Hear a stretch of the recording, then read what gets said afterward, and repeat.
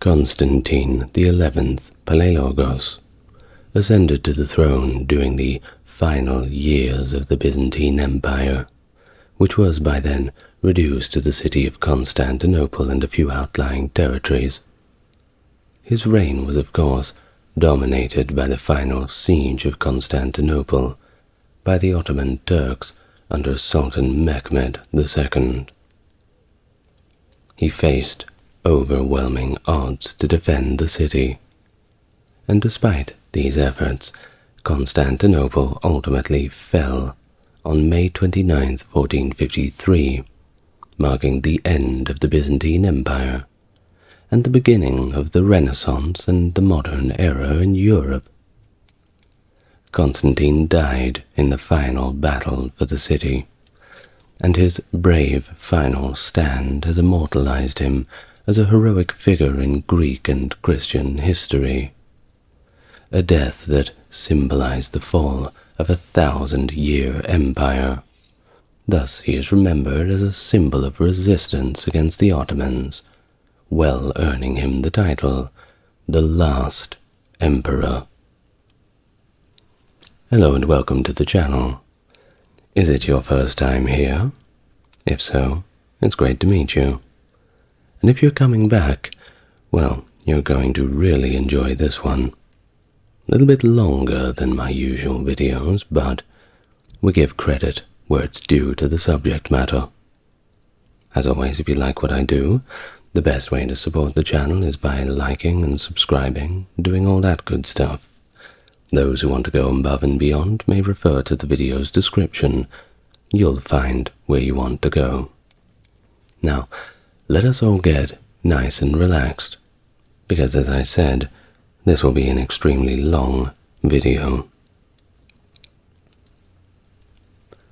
Constantine XI Palaiologos was born on the 8th of February 1404 as the fourth son of Emperor Manuel II Palaiologos, who ruled over a disintegrating Byzantine Empire. His mother, Helena Dragos, was a member of the powerful House of Dragos and daughter of the Serbian ruler Constantine XI. Constantine, often referred to as Porphyrogenitos, or born in the purple, was born during his father's reign, a mark of his legitimacy as an heir to the throne. Purple being the royal color, by the way. Now, the Byzantine Empire had certainly seen better days. It was in decline, and well and truly so, having lost most of its fertile and populous regions in Anatolia to the Seljuk Turks since the 11th century. Although emperors like Alexios I and Manuel I Komnenos had temporarily reclaimed parts of Anatolia with the help of Western Crusaders, these gains were quite short-lived. The empire's situation worsened with the Fourth Crusade's sacking of Constantinople in 1204 and the subsequent establishment of the Latin Empire. The Palaiologos dynasty, starting with Michael VII, regained the city in 1261, but the empire, if it could be called so at this point, never fully recovered, especially after the Ottomans had taken most of Anatolia, Bulgaria, and even parts of Greece by the year 1405. By this time, the empire was significantly reduced, little more than the capital of Constantinople, some sections of the Peloponnese, and a few scattered Aegean islands. And it didn't help that they were also in a position where they had to pay tribute to the Ottomans. To preserve the few remaining territories, Emperor Manuel II assigned regions to his sons with the title of Despot. His eldest son, John, was designated co-emperor and successor. Theodore and Andronicus were made despots of the Morea and Thessaloniki, respectively. Constantine, along with his brothers Demetrios and Thomas, stayed in Constantinople due to the lack of land to grant them. Little is known about Constantine's early life, but he was noted for his skills in martial arts, horsemanship, and of course hunting. His character and actions are often described through the writings of George Sophronites, a historian who would later serve him. However, the accuracy of many accounts is questionable, as they were composed after his death, and often intended to eulogize his reign. It is known that he was competent in both military and administrative matters, and heeded the advice of his counselors on key state issues. After the Ottomans unsuccessfully besieged Constantinople in 1422, Manuel II suffered a stroke. It was all a little bit too much for him, it seems. John effectively took over the empire's governance. To prevent the Ottomans from capturing Thessaloniki, John ceded the city to Venice, who had a much larger navy, by the way. Venice and Genoa, the big naval powers of the time. Now, while John sought Western support in 1423, Manuel II, now disillusioned with hopes of Western aid, tried to dissuade him. John was impressed by Constantine's leadership during the siege, and left him as regent of Constantinople. Along with their father, Constantine negotiated a peace treaty with Sultan Mehmed II, temporarily halting further attacks. Upon Manuel's death in 1425, John the Eighth, Palaiologos, ascended the throne and granted Constantine a strategically important strip of land near Constantinople. It demonstrates the trust that both his father and his brother had in his leadership. John soon recalled Constantine from Mesembria and designated him as the successor to Theodore as despot of the Morea. Theodore initially expressed dissatisfaction with his role, but later settled. John assigned Constantine to the Morea in 1427 after a military campaign there. Despite threats from the Ottomans and Carlo I Tocco of Epirus, Constantine and John worked together to secure the region. In 1427, John VIII, accompanied by Constantine and George Sophronites, set out to confront Tocco. They captured Glarenza and other territories after defeating Tocco in the Battle of the Echinades. To cement peace, Tocco offered up his own niece, Maddalena Tocco, who was renamed Theodora, in marriage to Constantine, with her dowry including the recaptured territories. This union was celebrated in 1428, marking a strategic alliance that fortified the Byzantine presence in the region. His arrival in the Morea and his subsequent marriage added complexity to the region's governance, with his brother Theodore unwilling to relinquish his position as despot. The Morea, for the first time since its establishment in 1349, was governed by two members of the imperial family.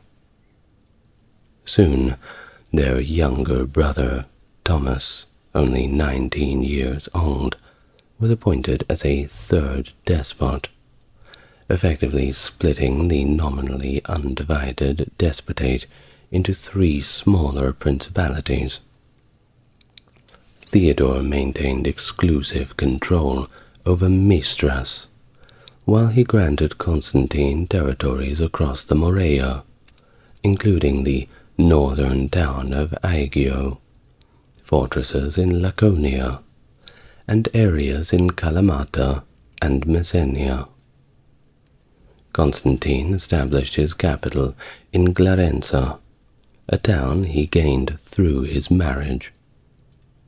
Thomas received lands in the north, and based himself in the castle of Calavrita. During his rule, Constantine was known for his bravery and energy, though he was generally cautious when it came to military campaigns.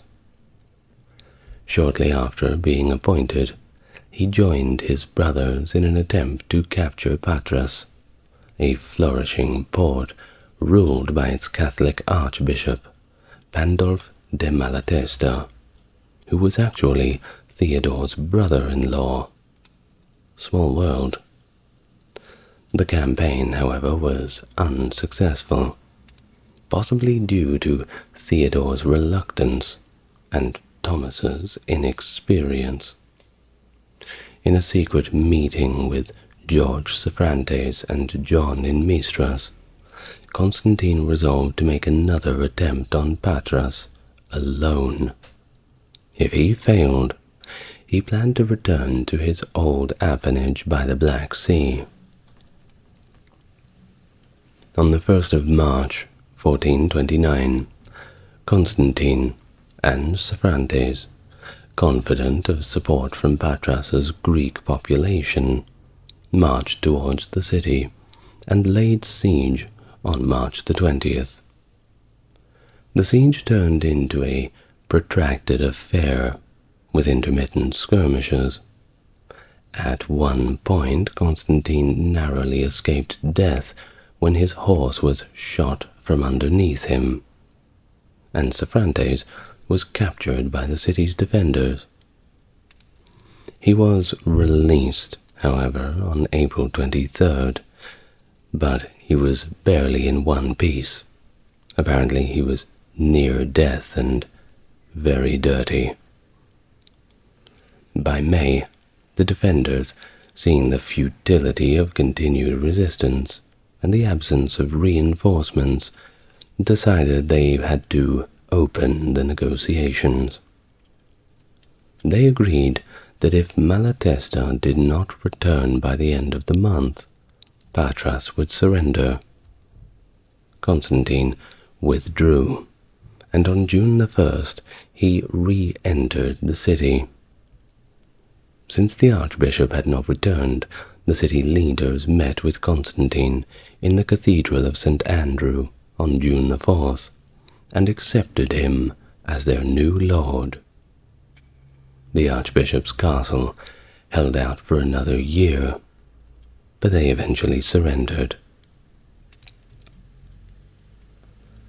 Constantine's capture of Patras was viewed as an affront by the Pope, the Venetians, and the Ottomans. To mitigate potential threats, Constantine sent ambassadors out to all 3, with Soprantes going to negotiate with Turahan, the Ottoman governor of Thessaly.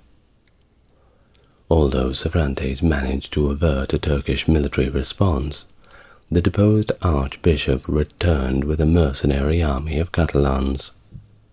However, the Catalans were more interested in plunder than in restoring Malatesta, and seized Glarenza instead. Constantine had to buy back the town for 6,000 Venetian ducats, and eventually ordered its destruction to prevent it from falling into the hands of pirates. While during this chaotic period, Constantine faced personal tragedy. when his wife, Theodora, passed away in the November of 1429. Initially he buried her in Clarenza, but later moved her remains to Mistras. By July of 1430, the surrender of the archbishop's castle meant that Patras was fully under Byzantine control after 225 years of foreign rule. And in November, Siphrantes was appointed as the city's governor. By the early 1430s, Constantine and his brother Thomas had nearly reclaimed all of the Peloponnese for Byzantium, a significant recovery since the unpleasantries of the Fourth Crusade. Thomas secured the Principality of Achaia by marrying Catherine Zachariah, the final prince's daughter and heir. Upon Centurione's death in 1432, Thomas inherited all of his territories. The only parts of the Peloponnese still under foreign rule were some port towns held by Venice, but they were pretty small. However, the success of the Byzantine brothers in the Morea raised a few eyebrows, Ottoman eyebrows, especially the eyebrows of Sultan Mehmed II. In 1431, under his orders, Turhan sent his troops to demolish the Hexamilian Wall, a reminder to the despots of their vassal status under the Ottoman Sultan. In March 1432, Constantine, aiming to be closer to Mistras, renegotiated territories with his brother Thomas. This agreement, presumably approved by Theodore and Emperor John VIII, saw Thomas ceding the fortress of Calavrita to Constantine, who then made it his new capital. And in return, Constantine gave Thomas control of the region of Elis, which Thomas established as his new base. This exchange was part of the ongoing adjustments among the brothers to manage their respective territories effectively. Well, as time passed, relationships among the three brothers began to show some cracks. The issue of succession was a significant point of contention. Emperor John VIII had no sons, making it likely that one of his brothers would succeed him, while John's preferred successor was Constantine. This choice was accepted by Thomas, but met with resentment from Theodore, the older brother. In 1435, believing that John intended to appoint Constantine as co-emperor, Theodore traveled to Constantinople to express his objections. The disagreement between Constantine and Theodore escalated, threatening to lead to civil strife. The potential for conflict was diffused towards the end of 1536, when the future patriarch Gregory Mamas mediated a reconciliation between the brothers. It was agreed that Constantine would return to Constantinople, while Theodore and Thomas would remain in the Morea. And this resolution was quite timely, as Emperor John needed Constantine in the capital. He was planning to travel to Italy, you see, for the Council of Ferrara, to discuss the union of the Eastern and Western churches.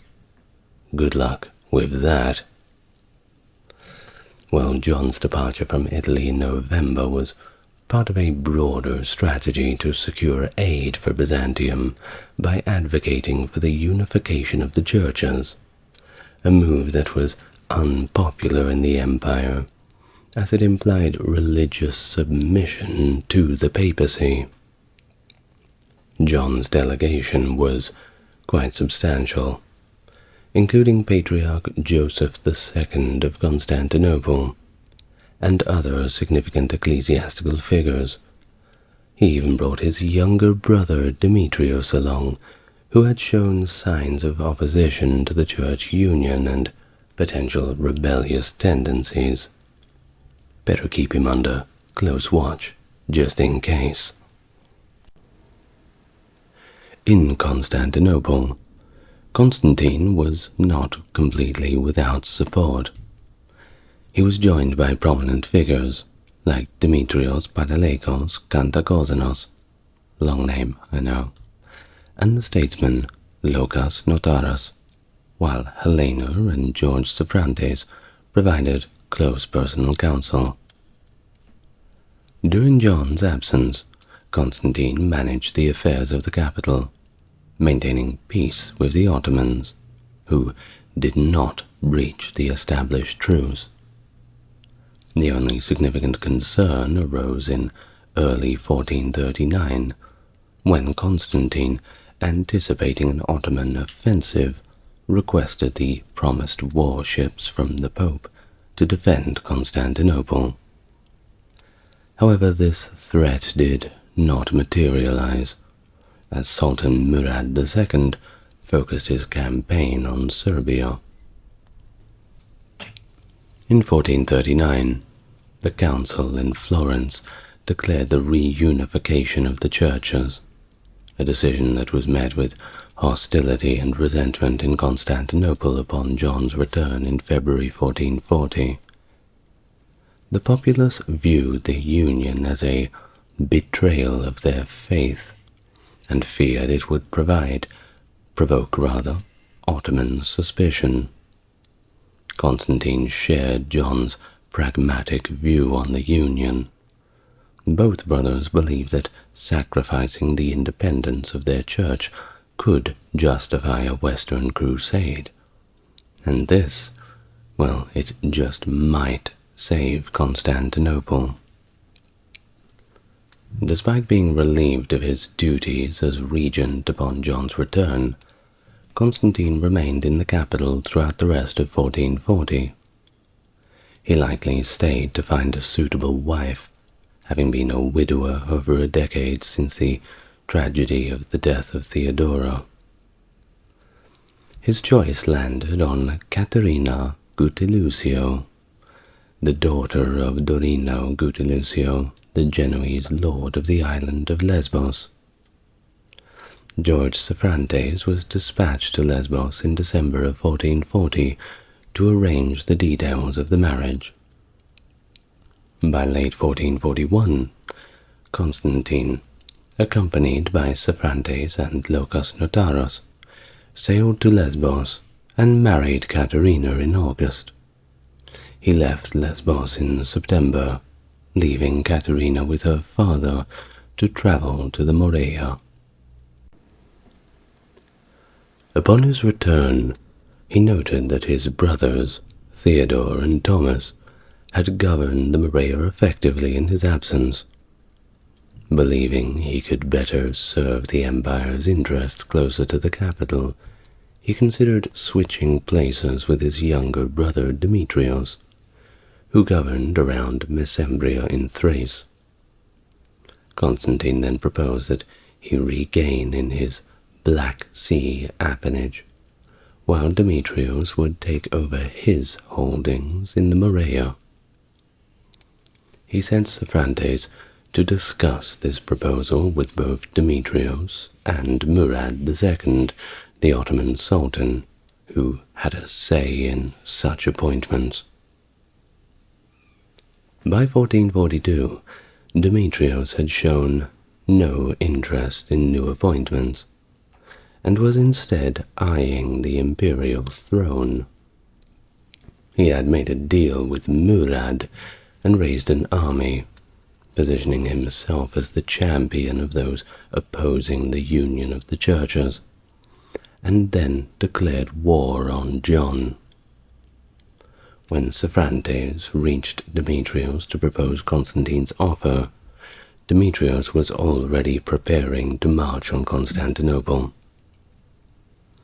The threat he posed was significant enough that Constantine was summoned back from the Morea by John to oversee the city's defenses. In April of 1442, as Demetrios and the Ottomans began their attack, Constantine left the Morea.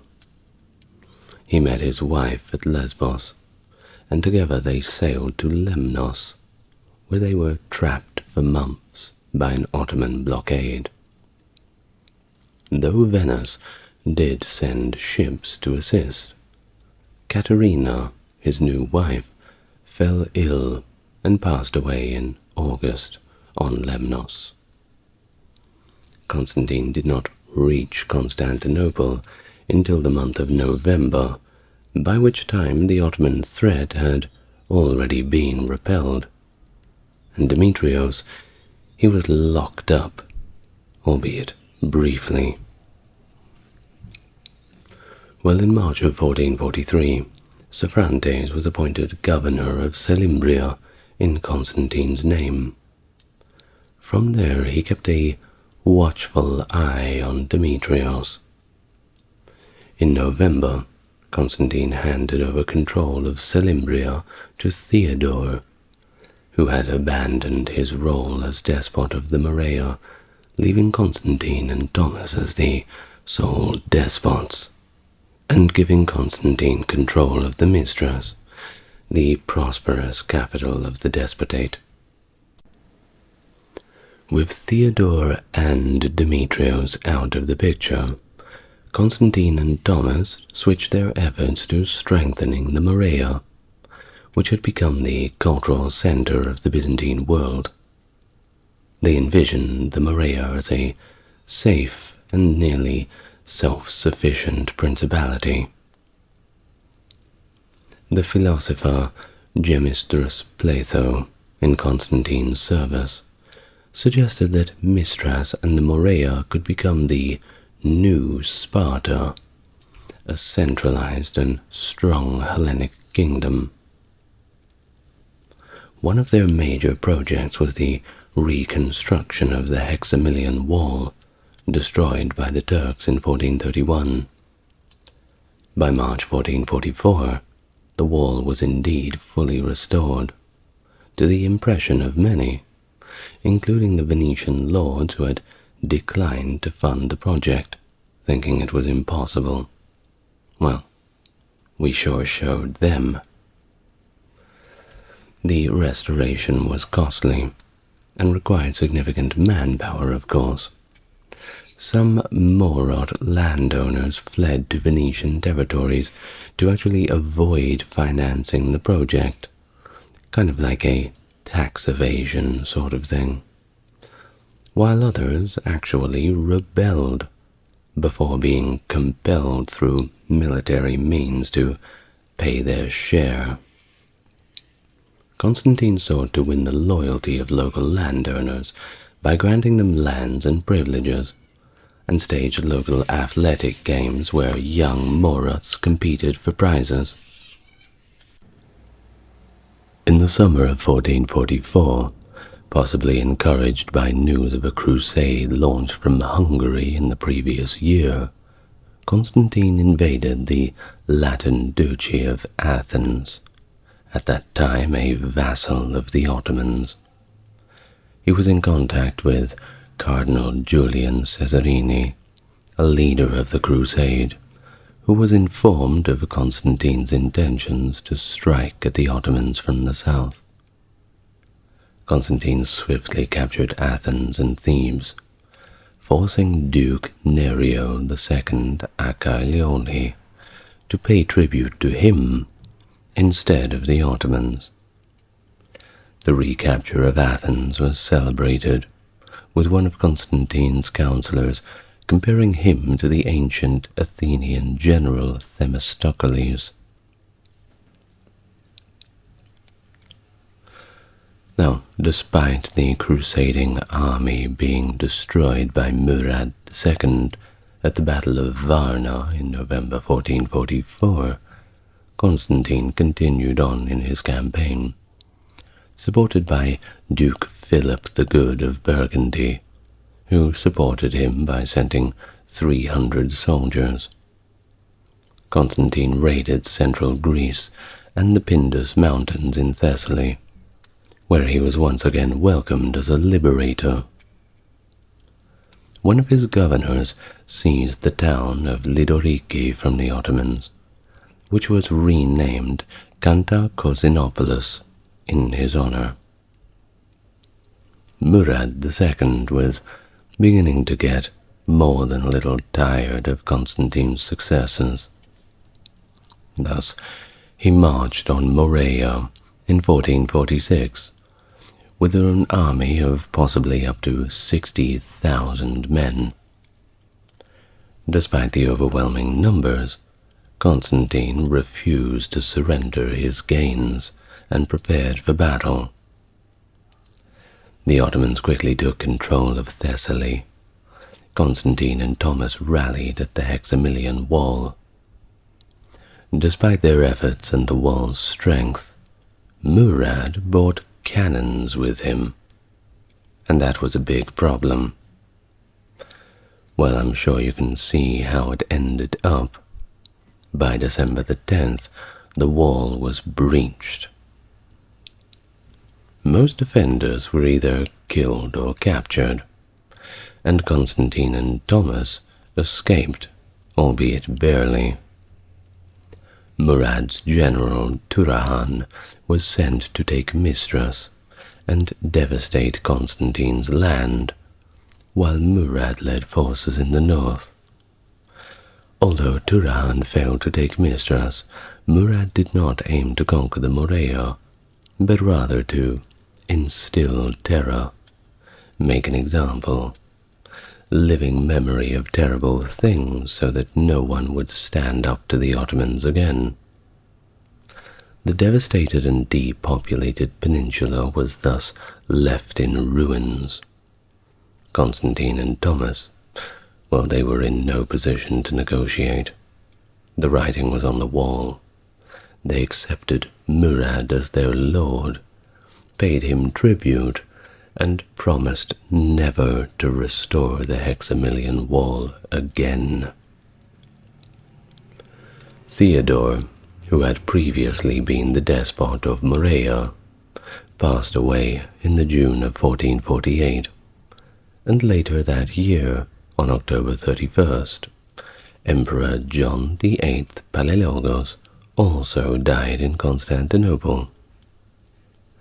Among the surviving Palaiologoi brothers, Constantine was notably the most popular, both in Morea and the capital.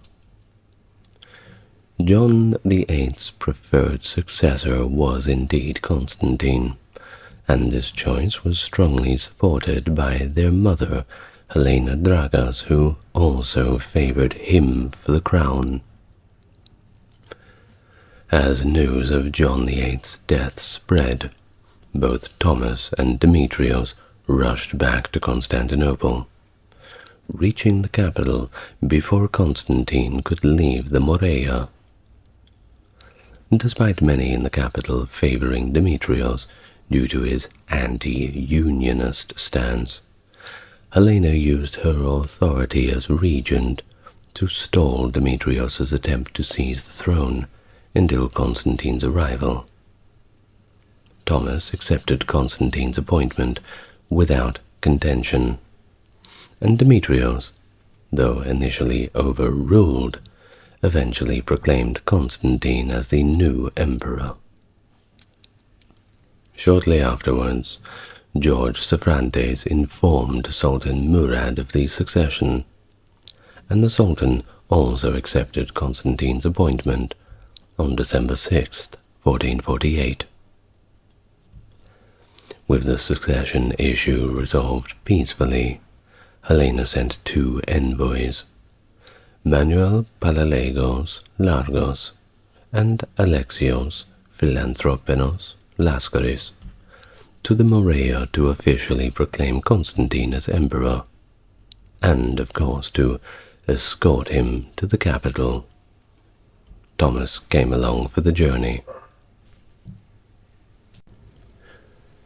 Constantine was proclaimed emperor of the Romans in a modest civil ceremony at Mistras on January the 6th, 1449.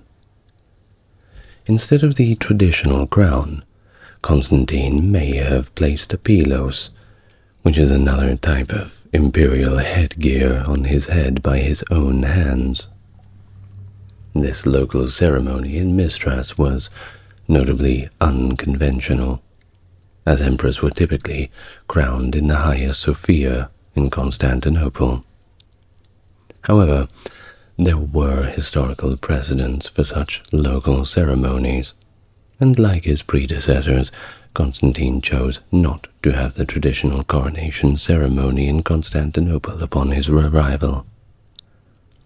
This was partly because both he and the Patriarch of Constantinople, Gregory III Mamas, were supporters of the union of churches, and a formal coronation by Gregory might have incited rebellion among the anti-unionists in the capital.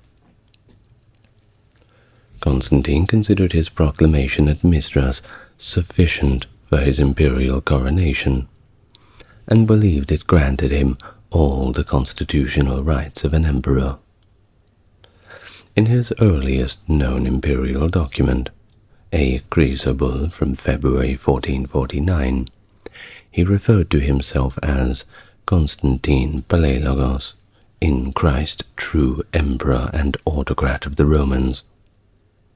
He arrived in Constantinople on the 12th of March 1449, traveling there aboard a Catalan ship. Having served as regent twice and ruled numerous fiefs throughout the empire, Constantine was well prepared for his role as an emperor.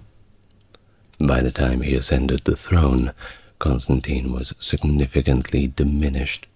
Rather, Constantinople was significantly diminished from its former glory. The city had not fully recovered from devastating circumstances of the Fourth Crusade in 1204, and yes, they were so devastating that even 200 years later they had not recovered. The 15th century Constantinople was almost like a rural network of population centers, with many churches and palaces, including the former imperial palace, completely abandoned and in disrepair. The Palaiologoi emperors used the Palace of the Blachernae as their main residence, located closer to the city's walls than the former Grand Palace. The population of Constantinople had also significantly decreased due to Latin occupation, civil wars in the 14th century, and recurring outbreaks of the Black Death. By the time Constantine became emperor, the city's population was around 50,000, a stark contrast to its peak in earlier centuries. Shortly after arriving in Constantinople as emperor, his immediate concern was the threat from the Ottomans. Within 2 weeks, he sought to secure the empire by negotiating a truce with Sultan Mehmed II.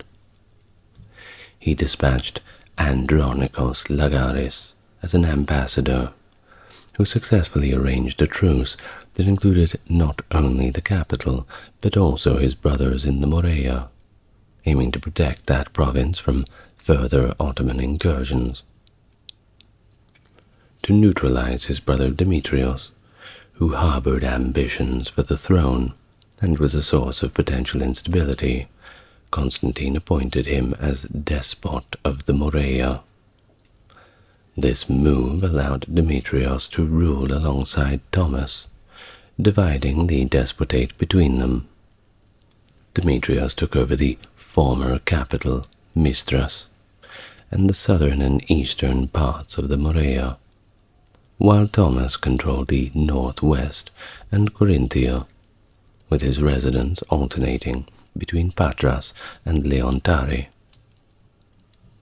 Back in the capital, Constantine faced significant opposition from anti-Unionists, who rejected the authority of the Unionist Patriarch Gregory III. Although Constantine was not a zealous supporter of the union of the churches, he saw it as essential for the empire's survival. However, the Unionists and anti-Unionists found the emperor's pragmatic approach to be unconvincing, prioritizing spiritual integrity over the possibility of Western aid that may not even come.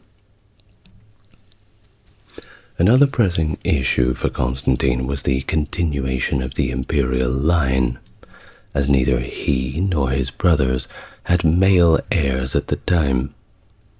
In February 1449, he sent Manuel de Chipatos to Italy to negotiate with Alfonso V of Aragon and Naples for military aid against the Ottomans, and also to arrange a marriage with Beatrice of Coimbra, Alfonso's niece. However, the alliance did not materialize. In October of 1449, Constantine sent George Soprantes to explore potential brides in the Empire of Trebizond and the Kingdom of Georgia, although this mission also proved to be fruitless. Diplomacy is not easy. Well, upon learning of the death of Murad, Soprantes and Constantine considered a strategic marriage to Murad's widow, Mara Brankovic, to deter the new Sultan, Mehmed II, from attacking Constantinople. However, Mara had no interest in remarrying, having vowed to live a life of celibacy. Soprantes then suggested a Georgian bride for Constantine, but rising tensions with the Ottomans prevented him from pursuing this alliance any further. No time for dating, I suppose. Well, the death of Helena Dragas in March of 1450 was a significant loss for Constantine, as it would be for anyone whose mother passes away. She was deeply respected, and her passing left Constantine without a clear advisor to rely on. At court, Andronikos Palaiologos Kantokozenos, the Megas Domestikos, often disagreed with Constantine, especially over the choice of a Georgian princess as a bride instead of a princess from Trebizond. Locus Notaros, the Megas Dox, and a close friend of Constantine, believed that Constantinople's formidable defenses, would buy enough time for Western aid to arrive.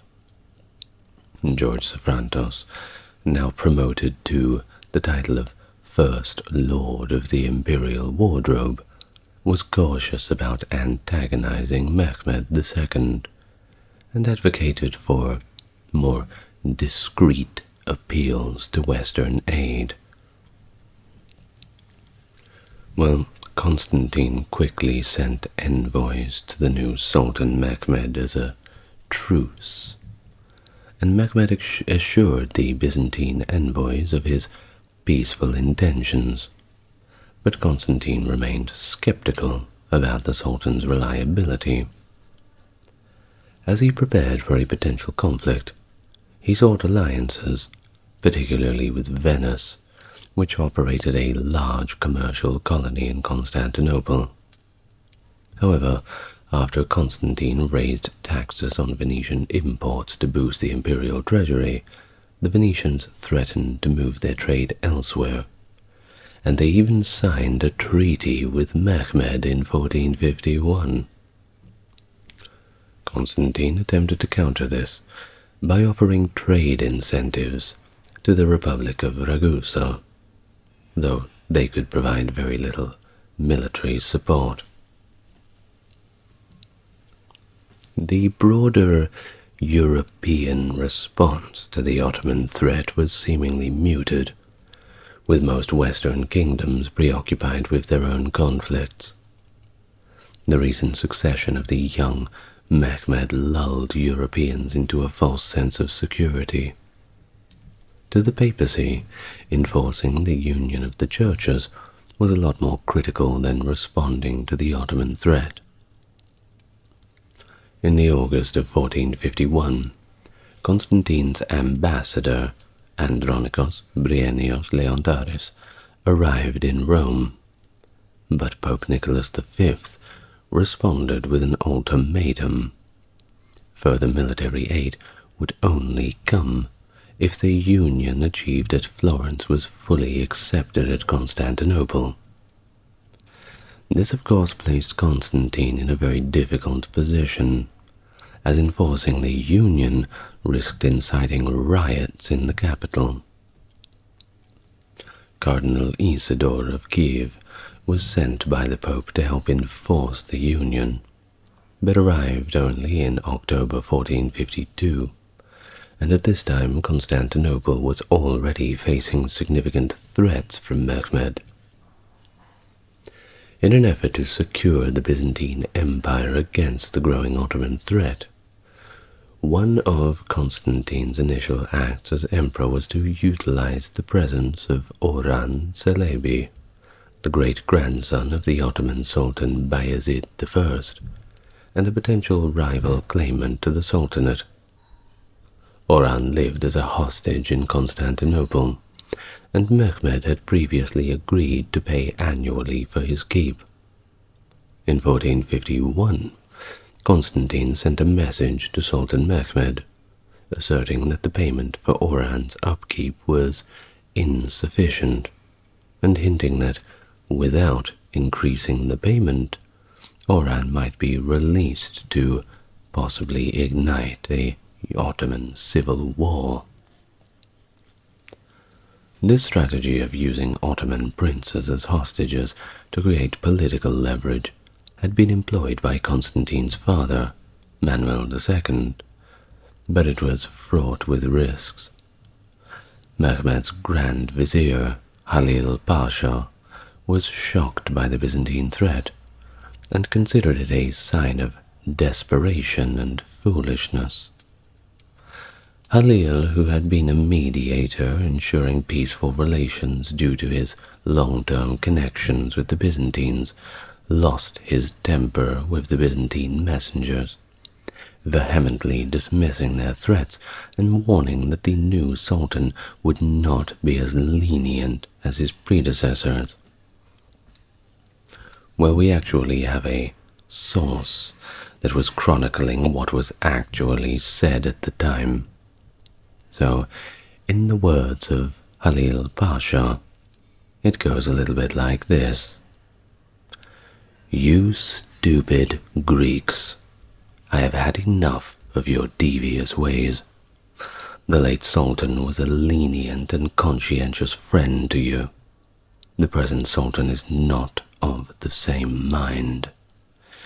If Constantine eludes his bold and impetuous grasp, it will only be because God continues to overlook your cunning and wicked schemes. You are fools to think you can frighten us with your fantasies, and that when the ink on our recent treaty is barely even dry. We are not children without strength or reason. If you think you can start something, then do so. If you want to proclaim Orhan as Sultan in Thrace, go ahead. If you want to bring the Hungarians across the Danube, then let them come. If you want to recover the places which you lost long since, try it. But know this, you will make no headway in any of these things. All that you will achieve is to lose what little you still have. Pretty brutal, isn't it? Now, obviously, this was not a wise decision from Constantine, but hindsight is a beautiful thing. The blunder of this significantly weakened Constantine's position. Mehmed considered the threat regarding Oran to be a breach of their 1449 truce, and revoked the small concessions he had granted the Byzantines. The threat gave Mehmed the justification he sought to focus all his efforts on capturing Constantinople, a goal he had harbored since his ascendancy to the Sultanate. Thus, he saw the conquest of Constantinople as vital for the survival of the Ottoman state, ensuring it could not serve as a base for potential crusades, or even fall into the hands of a more formidable adversary than the Byzantines. Inspired by figures like Achilles and Alexander the Great, Mehmed was driven not only by strategic considerations, but also by a fascination with classical and medieval history, wanting to write himself into his own heroic story. Well, I suppose you're the hero or the villain. It depends on whose perspective the story's being told from. In the spring of 1452, Mehmed began constructing the Rumeli Hisari fortress on the western side of the Bosphorus Strait. That's the gap of water that separates the two sides of Constantinople. Now, directly opposite the already existing fort, the Analodohu Hisari. This allowed Mehmed to control sea traffic and effectively blockade Constantinople by both land and sea. Constantine was alarmed by this aggressive move, and citing a precedent set during his grandfather's reign, protested the construction, reminding Mehmed that they had a peace treaty, and he better honor it. Don't be so rude. Well, Mehmed's intentions became increasingly clear, and panic began to ensue in Constantinople. Constantine tried to manage the situation by declaring war on Mehmed after the Ottomans' aggressive actions, but quickly rescinded this declaration, realizing the futility of the gesture. The construction of the Rumeli Hisari was completed by August 1452, serving both as a blockade and a staging area for the planned conquest. Constantine, acknowledging this immediate threat, began urgently to prepare for a siege, focusing on repairing and reinforcing the formidable Theodosian walls of Constantinople. He placed Manuel Palaiologos Lagros in charge of these vital repairs, which were completed later in 1452. Understanding the desperate need for allies, Constantine sent numerous pleas for military aid. To Venice, he stressed that without immediate support, Constantinople would fall. While the Venetians did express sympathy, their own conflicts in Italy limited their ability to provide military support, though they did offer to send armor and gunpowder. The sinking of a Venetian trading ship by the Ottomans, though, changed Venice's stance, placing them at war with Mehmed as well. Now, it wasn't just the Venetians. Constantine also reached out to other potential allies. Alfonso V of Aragon and Naples was promised the island of Lemnos for his support. John Hunyadi of Hungary was promised Mesembria or Selimbria. the Genoese on Chios were offered other incentives for their military assistance. The ambassador to Pope Nicholas V, Biernarius Leontaris, delivered a letter in 1451 outlining the challenges of implementing the union of the churches and proposing a new council to address these issues on fairer ground. However, Nicholas's response was uncompromising, demanding full acceptance of the union achieved at Florence and the reinstatement of the Unionist Patriarch Gregory III. By late 1452, as the situation grew increasingly dire, Constantine continued to fortify Constantinople and appeal in all directions for assistance, but the responses that he did get were limited and largely non-committal.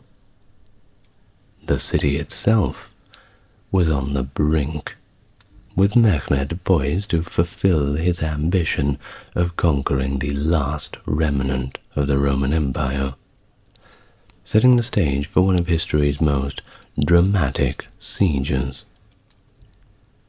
Constantine's diplomatic efforts intensified as the threat from the Ottomans loomed larger.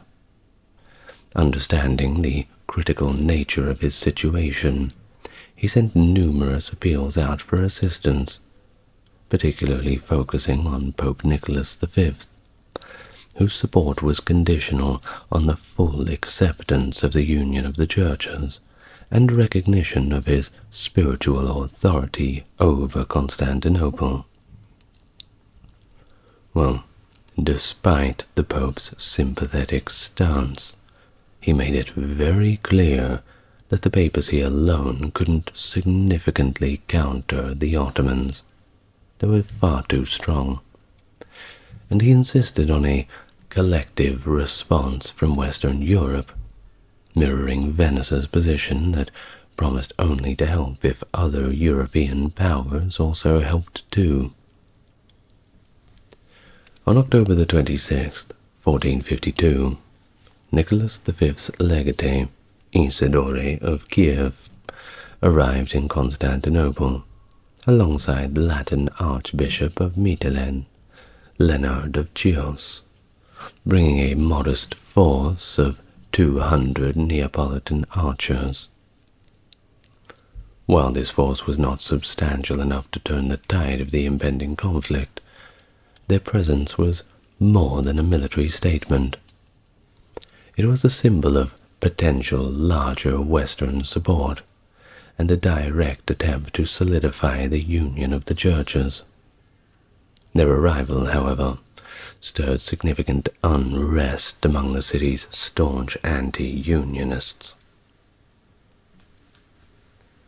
Theodore Agalianos, a lawyer and vocal anti-unionist, encapsulated the sentiment of many in Constantinople, viewing the union as a cause of great strife and a precursor to the empire's mounting troubles. He criticized the union for scattering the faithful, and believed it was the root of Byzantine misfortunes. Constantine faced a severe backlash for his overtures towards the union. Lucas Notaras, trying to quell the unrest, reasoned with the assembly of nobles that the Catholic visit was well-intentioned, and the accompanying soldiers might indicate forthcoming aid. This did manage to convince many that temporary spiritual concessions could be a price worth paying for their survival, fostering a hope that perhaps more substantial help was on the way. Despite this, once it became more than clear that no further aid was going to come, riots and chaos broke out in the streets of Constantinople. Leonard of Chios advised Constantinople to adopt a firmer stance against the anti-unionists by arresting their leaders. But Constantine, fearing that such actions would martyr the opposition leaders and exacerbate tensions, opted instead for dialogue. He invited the leaders of the Synaxes to the palace, asking them to document their objections to the union achieved at Florence. This approach, however, did very little to mitigate the broader crisis, especially as another Venetian ship was sunk by Ottoman fire from the new Rumeli Hisari castle, exacerbating fears and rallying the city around a common threat. As the forces of Sultan Mehmed tightened their grip around Constantinople, Emperor Constantine faced the daunting reality of defending his city against this seemingly impossible odds. The Ottomans, determined to capture the city, bombarded Constantinople's formidable land walls while planning to infiltrate its weaker sea defenses. Constantine, foreseeing this, had laid a massive chain across the Golden Horn, effectively blocking the Ottoman fleet's entry. This defensive measure held firm initially, preventing the fleet from aiding the land assault directly. However, the siege's tide began to change with the arrival of crucial reinforcements. A few days after the siege commenced, the massive chain was temporarily lifted to allow 3 Genoese ships from the papacy and a large supply vessel from Alfonso V of Aragon and Naples to enter the city on April 20. Their successful breach of the Ottoman naval blockade under the hostile gaze of Mehmed significantly boosted the morale of Constantinople's defenders. The Ottoman admiral Süleyman Baltoglu, under direct and frantic commands from Mehmed, failed to stop these ships, marking a significant, albeit brief, victory for the Constantinople side. Well, despite the morale boost, Mehmed was relentlessly in his strategy to conquer Constantinople. By April 23rd, to the defenders' dismay, they witnessed the Ottoman fleet being dragged across land on a series of tracks behind Galata. This ingenious move by Mehmed circumvented the chain and allowed the Ottoman ships to enter the Golden Horn. Attempts by the Venetians to counter this maneuver by attacking the Ottoman ships were unsuccessful. As the siege wore on, the strain on Constantinople's defenders grew. The sea walls, known to be weaker than the land fortifications, now also needed to be manned. Food shortages also began to take their toll. Prices began to soar, leading to starvation among the poor. Constantine ordered that the funds be collected from churches, monasteries, and private residents to buy food for the destitute. Precious metals from church treasuries were thus melted down, with Constantine promising to repay the clergy if the city withstood the siege. The Ottoman bombardment eventually created a breach in the outer walls, exposing the inner defenses and heightening Constantine's anxiety. He desperately sent messages to Mehmed, offering any form of tribute to end the siege. But Mehmed left him on red, and his resolve was firm. Mehmed responded with a stark ultimatum. Either Constantine surrendered the city for generous terms, including territories for his brother, or face complete destruction and death for himself and his nobles. Constantine, the Roman emperor, the very last of that line, bound by duty and honor, could not conceive of surrendering Constantinople, and dismissed Mehmed's offer.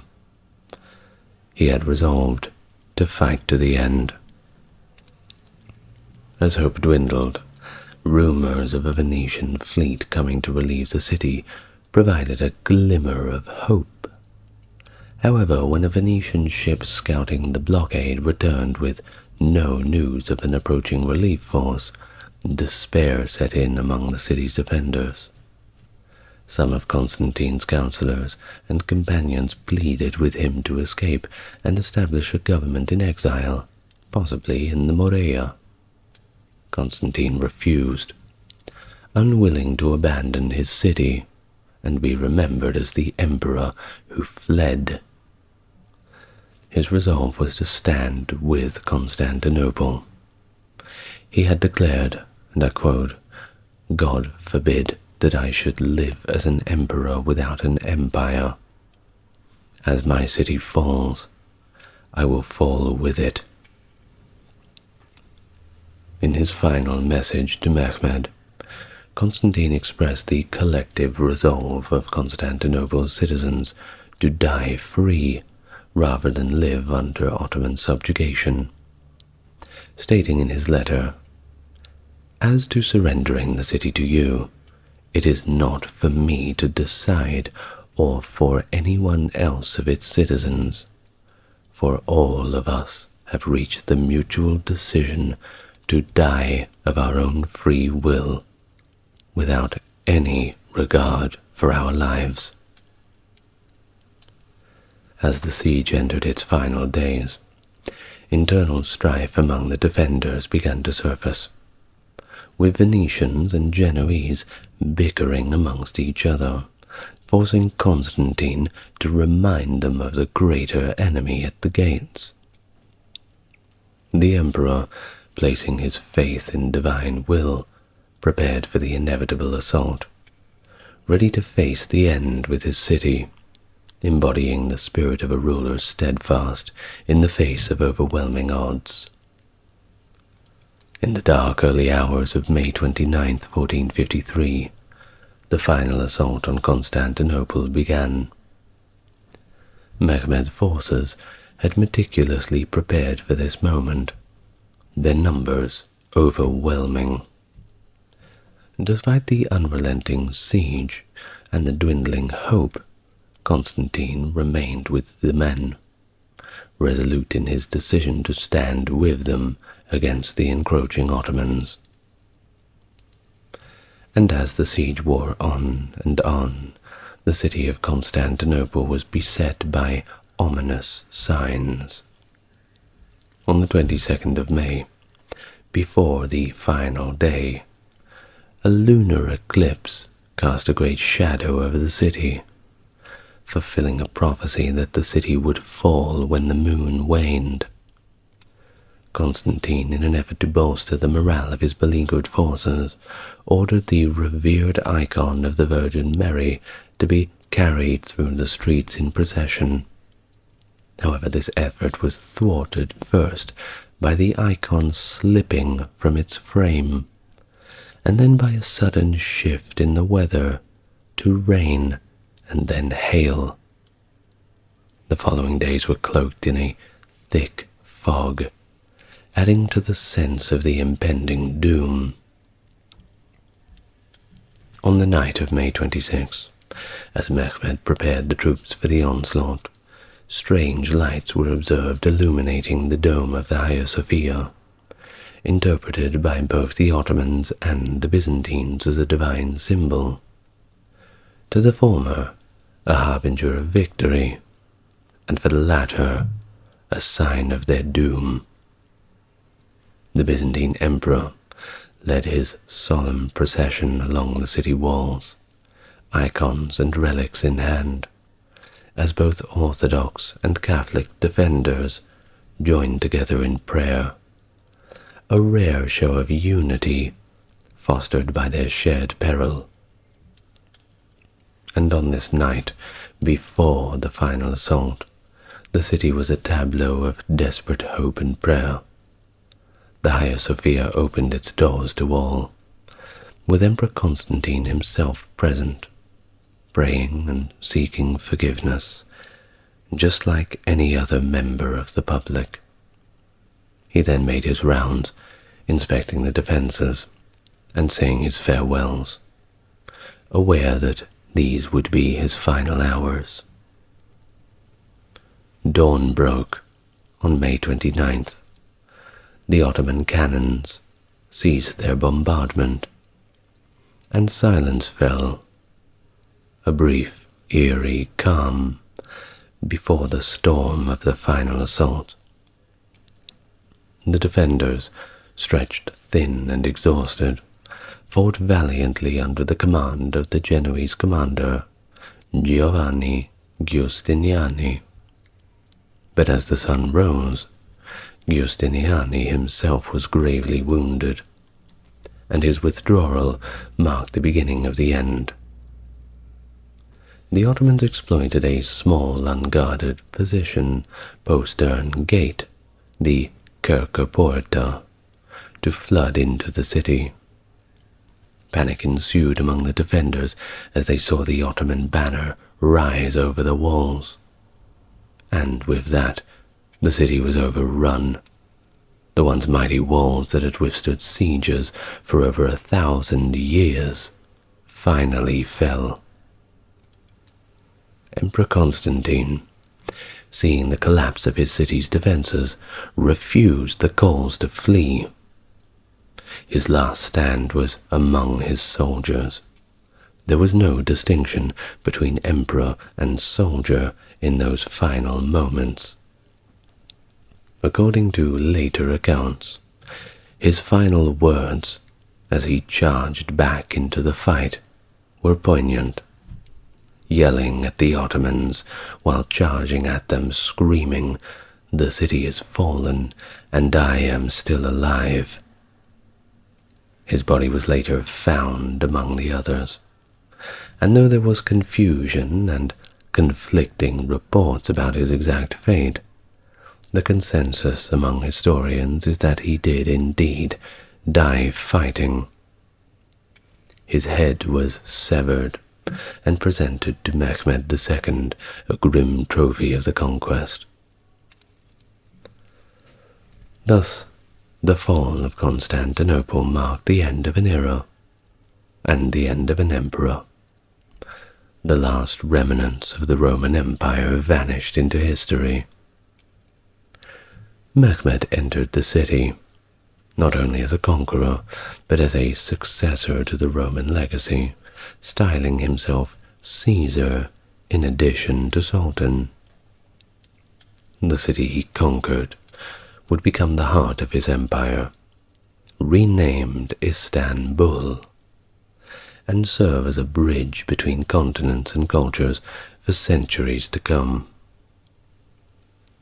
Constantine's legacy endures as a symbol of resistance and dignity, the last emperor to stand in defense of his people and his city and Christendom against impossible odds.